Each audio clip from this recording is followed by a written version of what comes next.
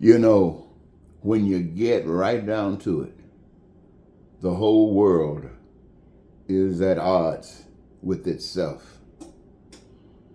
When we look at the people, the humans on the earth, we find basically that they all want what would be satisfying in this life. They each want this. Many of them not knowing how to achieve this, they're just playing along, seeing it as it goes. Then there are those who have concluded that they have discovered what the method is and have established systems of government that allow the people to form or conform to a code of conduct. The only problem with this method is that it does not satisfy the concerns of the people. The humans still want to be satisfied. And so even these systems fail to do just that. It does bring a form of order that reflects exactly what the people are trying to get rid of. So we find that we look for ways to resolve the problems. Those, again, who have concluded that they know what to do outside of these systems and within these systems, they have a practice which utilizes some very negative situations. For instance, lying. Lying usually works for those who trust, who believe that people are honest. Lies really work for anyone that would abuse it like that. Cheating. Many people do not, for one reason or another, believe in cheating, and they trust people who give them the impression that they're honest. When you go basically through life like that, you have people who have benefited from lying, from cheating, from stealing, from crime and violence. You have people who have benefited, even though it takes you down a much more negative path, like hatred and racism. All of these things, my friends, they are experienced by people all over the world. Systems all over the world. Now, there might be some systems perhaps somewhere in the jungles hidden, buried underground somewhere hidden, on the ocean somewhere hidden that we don't know anything about, that might be working just fine. I don't know. But here where we have been able to contact, deal with humans on this plane, we find that the same thing happens. People want solutions, but they don't even look for solutions. The things that they look for engages the same practices that they've been doing all along, which we have seen the fruits of that.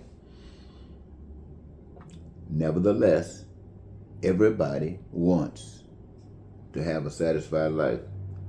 And when you check the scriptures, you find all kind of stories handed down from yesterday to today. And many times you have believed these stories, and now you've been exposed to situations in your own present life that will show you how corrupt that practice is. And if it is happening today, we know it didn't just start.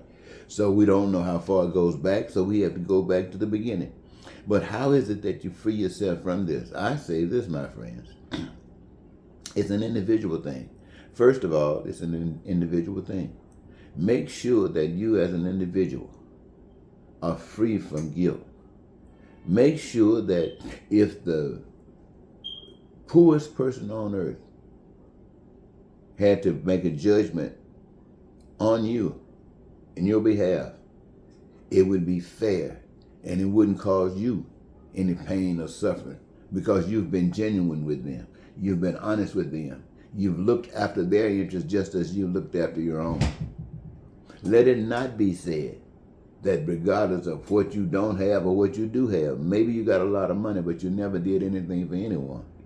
Maybe you don't have anything. Still, you never done anything for anyone but condemn. What I'm trying to say, ladies and gentlemen, is that there is an answer. But where we are looking for the answer, it's the wrong place. We're looking for answers in you, or in you, or in you. And all of the yous are just like the me's. We are selfish.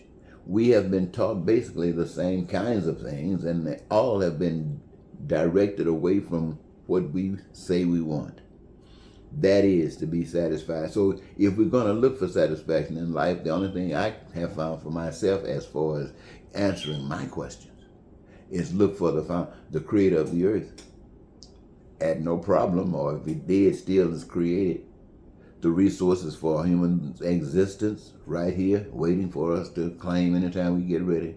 We having these needs, we know what they are. We make decisions on how we're going to use certain things. And then having done that, we ourselves engage in the process of creating them. We create the food, the clothing, housing, the education, all of those things, we create them. But now we've been blessed to understand that we have the authority to choose that career that gives us our greatest joy, which is our reward.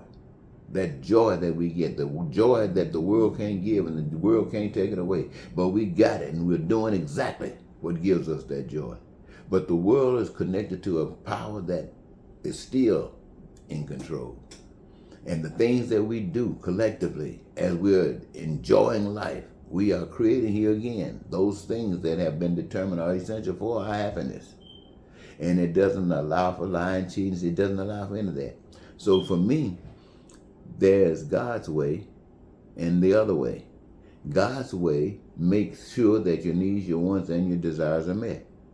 That you have to suffer for nothing. You peace, prosperity, free, joyous and happy and living your dreams. No, this is all good.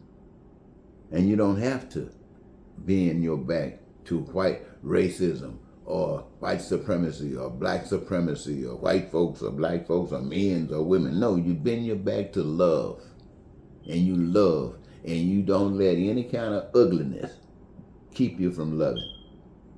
No ugliness keep you from loving. Now, right now, then, in the United States of America, we got a bunch of crooks.